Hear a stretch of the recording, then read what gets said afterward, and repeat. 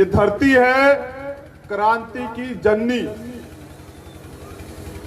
परम पूजनीय बाबा साहब अंबेडकर ने वोट का अधिकार दिया है, और वो वोट का अधिकार बिकने के लिए नहीं दिया है। किस लिए दिया है वोट का अधिकार? गुलामी से मुक्ति के लिए। समझ रहे? लोकतंत्र बना इसलिए क्योंकि पहले राजतंत्र था कि राजा का बेटा ही राजा बनेगा, गरीब का बच्चा राजा नहीं बनेगा। राजा वही बनेगा जिसके सर पे राजा हाथ रखेगा। तो लोकतंत्र बना इसलिए कि एक मजदूर का बच्चा, एक किसान का बच्चा, एक गरीब का बच्चा, एक महिला जिसको अबला कहा जाता है, उन तमाम लोगों को राजनीतिक शक्ति देने के लिए, और वो इसलिए कि वो रुपए पैसे वाले ना बने, वो अपने लोगों की सेवा करे, इसलिए लोकतंत्र बना।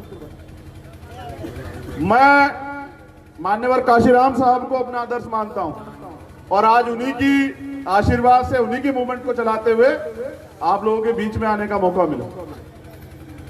यहां मंच पर हमारे दोनों प्रत्याशी हैं पीडीए के, हमारे बिहार के जननायक भाई पप्पू जी हैं, भीम आर्मी के सम्मानित जिलाध्यक्ष और नौजवान आजाद समाज पार्टी के कार्यकर्ता यहां मौजूद हैं। मैं आपसे एक चीज पूछना चाहता हूं, और नौजवान यहां खड़े हैं,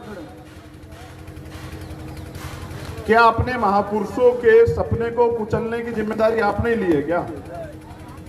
भाई बाबू जगदेव प्रसाद कुशवाहा जी ने पूरी जिंदगी संघर्ष किया, क्या आज उनके सपनों का बिहार है क्या?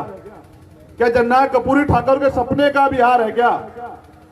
किसके सपने का बिहार है? पूंजीपतियों के सपने का? भ्रष्टाचार में बिहार नंबर 1, बलात्कार में बिहार नंबर 1, करप्शन में बिहार नंबर 1, माफियागिरी में बिहार नंबर 1।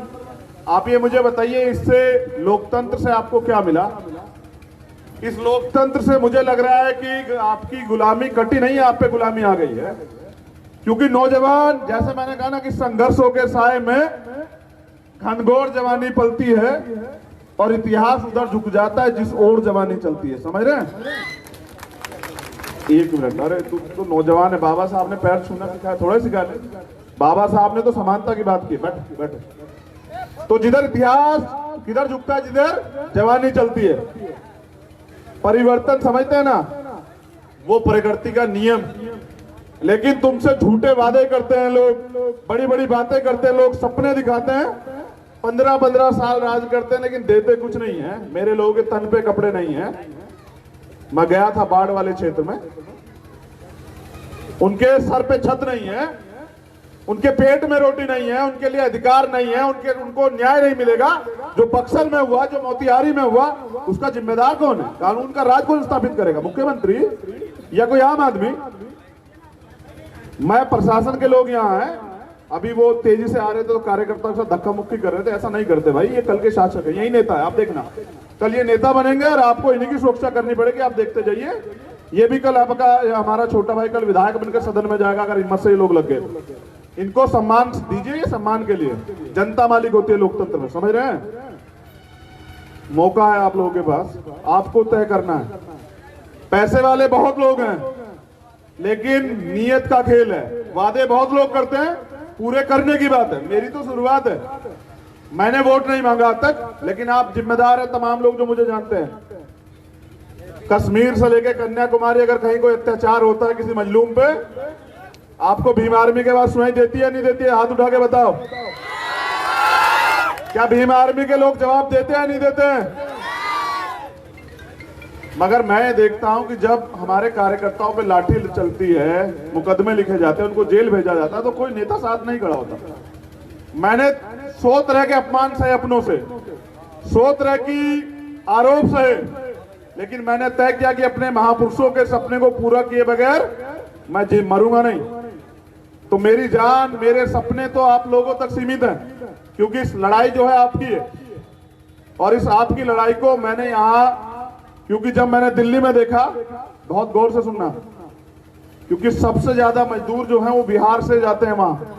और जब कोरोना का समय स्टार्ट हुआ ना, तकलीफ में, चप्पल नहीं पैरों पे, पेट में रोटी नहीं, बच्चे के लिए पानी नहीं, कुछ नहीं, अगर है तो अपमान, तिरस्कार, लाठी।